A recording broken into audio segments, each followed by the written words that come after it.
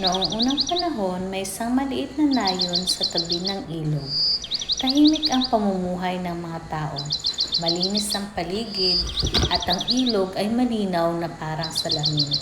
Pinoprotektahan ng nayon ng isang bantay na ang pangalan ay Lakan Nisu. Malakas siya, magaling, pero may isang masamang ugali. Si Lakan Nisu ay mahilig maningit, mangialam at madalas maghanap ng mali sa iba. Lahat ng tao, pinakikialaman niya.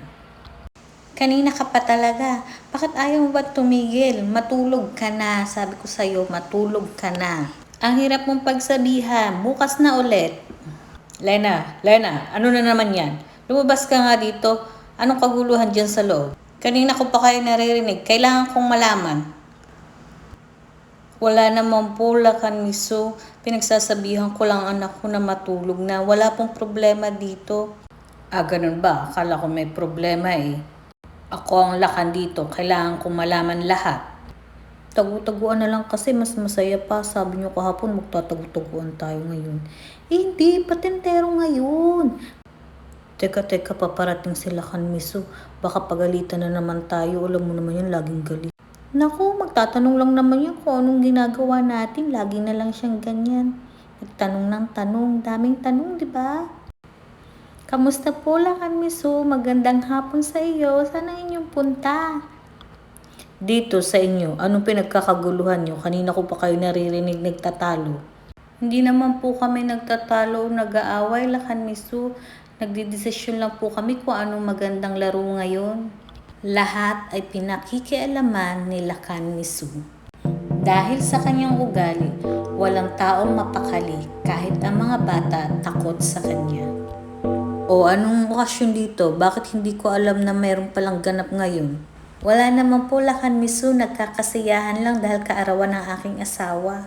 Madalas sa kanyang pakikialam ay nasisira ang kasiyahan ng nayon. Kaya isang gabi lumitaw ang diwatang Linawa, tagapangalaga ng katahimikan ng nayon.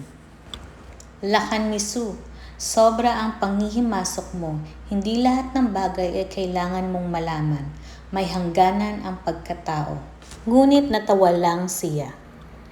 Bakit ko titigilan? Ako ang bantay dito. Karapatan kong malaman ang lahat. Nagbabala ang diwata. Ang taong hindi marunong rumispeto kahit gaano kalakas mawawala ng dangal. Pero hindi nakinig si Nisu. Kung gusto mong malaman ang lahat, kung gusto mong makialam sa lahat, gawin na kitang nilalang na walang tigil sa paghanap ng dugo, ingay at pakikialam. Lumiit ang katawan ni Nisu, humaba ang ilong, lumipad ang kanyang manipis na pakpak at siya ay naging unang lamo. Sa nayon noon, ang ibig sabihin ng salitang lamo ay pangungulit at pakikialam. At ang salitang ok naman ay tumutukoy sa maliit na nilalang. Kaya ang lamo at ok ay pinagsama at naging lamok. Noon, naglipa na ang mga lamok.